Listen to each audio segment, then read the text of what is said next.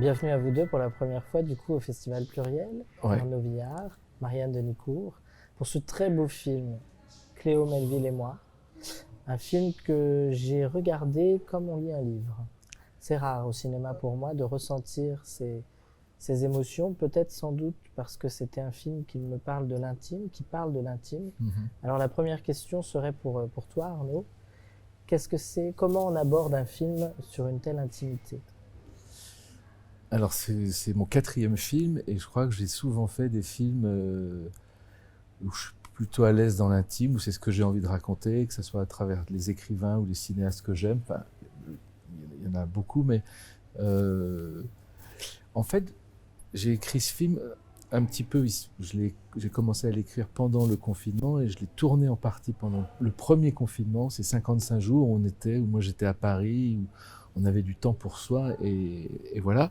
Et j'ai l'impression que chez les écrivains, comme chez certains cinéastes, parfois on raconte une fiction avec les rebondissements classiques d'une fiction, de scénario, avec au bout de 10 minutes il se passe telle chose, etc.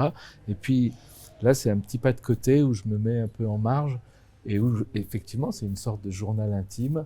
Et j'ai l'impression que pas mal de gens pendant cette période ont fait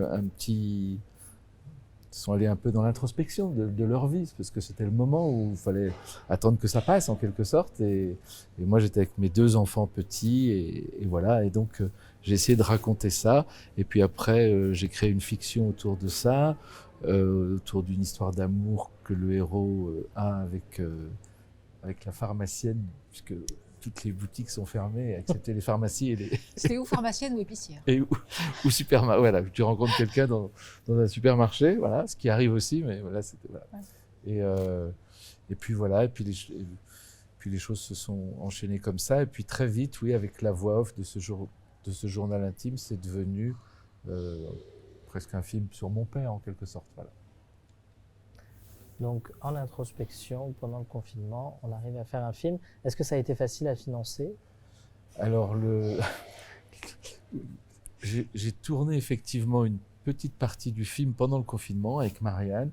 On a fait une bande-annonce. Je me suis dit, avec cette bande-annonce, une fausse bande-annonce, comme si le film était déjà fait, je me suis dit que j'allais trouver très vite 500 000 euros pour faire le film. Puis, j'ai rien trouvé du tout. Puis, heureusement, un ami qui a fait fortune, qui est un peu mécène, a mis un petit peu d'argent, mais je veux dire, le film a coûté 300 fois moins cher qu'Astérix, donc c'est un budget extrêmement modeste, mais je crois que cette modestie a donné aussi sa forme au film, où on est obligé de faire les choses simplement, et ce qui donne une forme assez aboutie, j'ai l'impression, voilà, du film. Et justement, donc vous, Marianne Denicourt, vous jouez la pharmacienne, cette rencontre un peu inopinée dans la vie de cet homme. Et je pense que pour vos 2 personnages, finalement cette rencontre créée par le Covid et le confinement a des aboutissements qui sont bouleversants.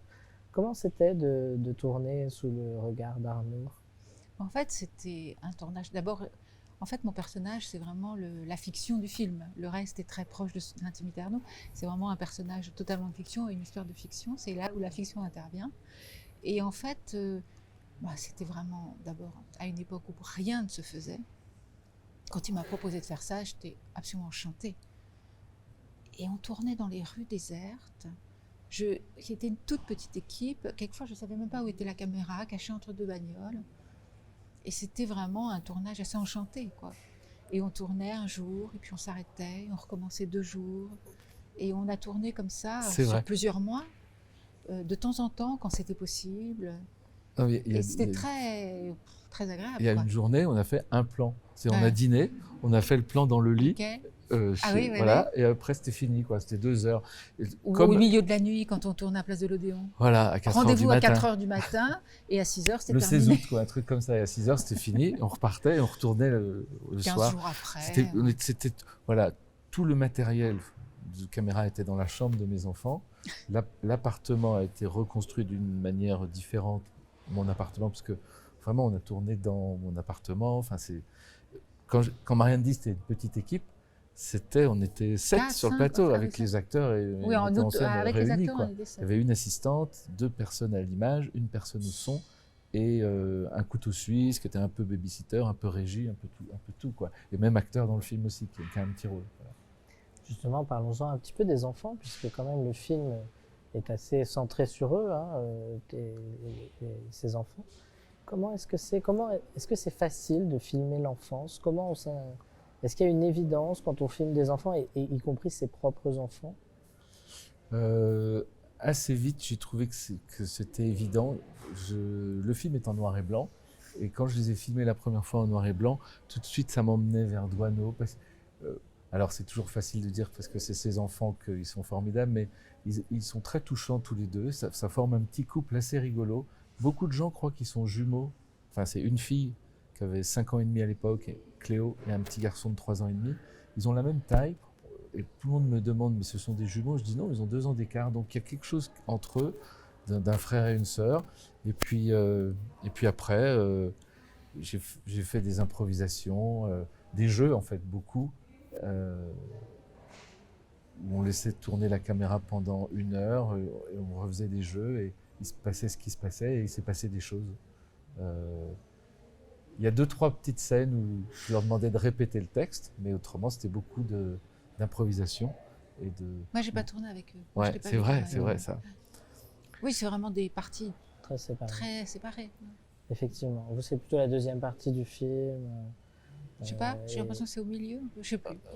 Bah, c'est comme tu dis, c'est la fiction du film, c'est la comédie romantique du film, et ce que j'aime bien faire. Et dedans, il y a aussi c'est pas une comédie musicale le film, mais il y a un petit numéro de comédie musicale sur une chanson de Vincent Delerme qui a fait une magnifique chanson pour cette période. Ce que je trouvais intéressant, en fait, c'est ce que tu disais un petit peu, mais pendant cette période où on croit que rien ne se passe, où on est abreuvé de mauvaises nouvelles par les journaux de 20 heures, et tout d'un coup, cette période affreuse, il y a un miracle qui se produit avec cette histoire d'amour, parce que la rencontre amoureuse, surtout à 50 ans ou dans ces eaux-là, c'est pas si simple, voilà, et il y a une espèce d'évidence, voilà, assez simple, quoi. Voilà. Et justement, c'est cette poésie vraiment dont transpire le film, dont est fait le film, qui moi m'a vraiment bouleversé, parce que j'avais l'impression, c'est drôle, pendant le confinement, j'arrêtais pas de me dire, mais on n'a pas envie en fait de voir la vie intime de la façon dont les artistes sont confinés.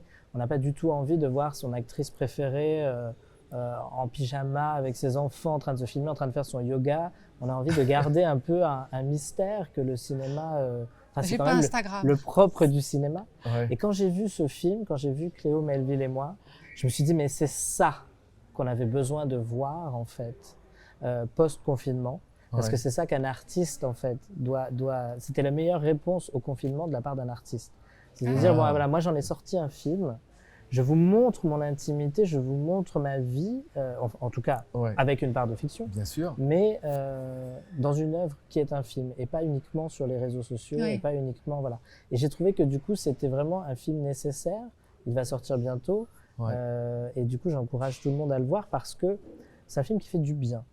C'est une pause, c'est une bulle un petit peu comme ça dans une salle de cinéma. C'est vraiment à voir dans une salle de cinéma. Et franchement, bravo, parce que tu en parlais tout à l'heure, l'utilisation du noir et blanc intemporalise un petit peu toute cette période, et du coup fait qu'on se concentre vraiment sur ces deux êtres qui se rencontrent. Paris.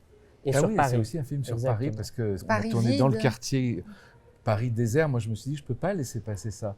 Quand on est artiste, on se dit, mais on ne reverra plus jamais Paris absolument désert. C'est très beau, ouais. Voilà. Et il y a un plan où on voit juste un oiseau traverser le boulevard Saint-Germain, que j'ai laissé un peu traîner, mais qui dit bien ce temps-là, qui est si particulier. Et je me demande à un moment, si ce temps-là n'avait pas des vertus aussi. Et tu sais, c'est pour ça que tu m'as contacté pour le film, parce qu'à cette époque-là, j'avais un compte Instagram que j'ai annulé sur quelques mois, j'ai un compte Instagram, et j'ai posté des photos de Paris désert. Et c'est pour ça, tu m'as dit que tu avais vu les photos que j'avais mises sur le compte Instagram, et tu m'avais contacté, parce que tu t'es dit, tiens, elle est à Paris. elle est dans le quartier. Elle n'est pas loin. Comme quoi, à quoi ça tient. À quoi ça tient. Et il m'a envoyé un message sur Instagram. Oui, c'est vrai, c'est vrai. J'avais pas ton numéro, on se connaissait un peu, mais j'avais pas ton numéro, je crois. C'est rigolo. Autour de Paris désert. Comme quoi. Voilà. Une petite question pour vous, Marianne. Justement, est-ce que on parle beaucoup depuis quelques temps maintenant de retour de rôles féminins assez forts, assez nouveaux parfois, avec plus de place pour des films réalisés par des femmes, avec des personnages féminins. Festival pluriel ici présent met à l'honneur justement à la fois l'inclusion, mais aussi ces personnages féminins forts. Est-ce que vous observez, vous qui quand même travaillez dans le cinéma depuis longtemps, est-ce que vous observez un petit peu ces changements-là ou quel est votre regard dessus? Je pense que c'est encore tôt. Tout ce mouvement est encore très jeune, très neuf. Il y a du changement, mais il est encore timide. Mais il y en a un. On ne traite pas les personnages féminins de la même façon. Il n'y a pas le regard uniquement masculin sur... Mais c'est timide. Je pense qu'il y a... C'est le début. C'est le début de quelque chose qui existe, c'est sûr. Il y a quelque chose qui se passe et c'est tant mieux. En tout cas, voilà, on était un petit peu sur cette idée du dévoilement au cinéma, que ce soit par le témoignage, par la fiction. Et donc bravo et merci à vous deux pour cette richesse que vous apportez aux spectateurs. On souhaite à Cléo Melville et moi d'avoir un beau parcours en salle, évidemment. Et donc, il faut aller au cinéma le voir parce que c'est vraiment un poème qui se regarde dans une salle obscure. Ouais. Voilà, vraiment. Ouais, Et très délicat. Et qui s'écoute. Bon. Voilà. Merci, Quentin. Merci.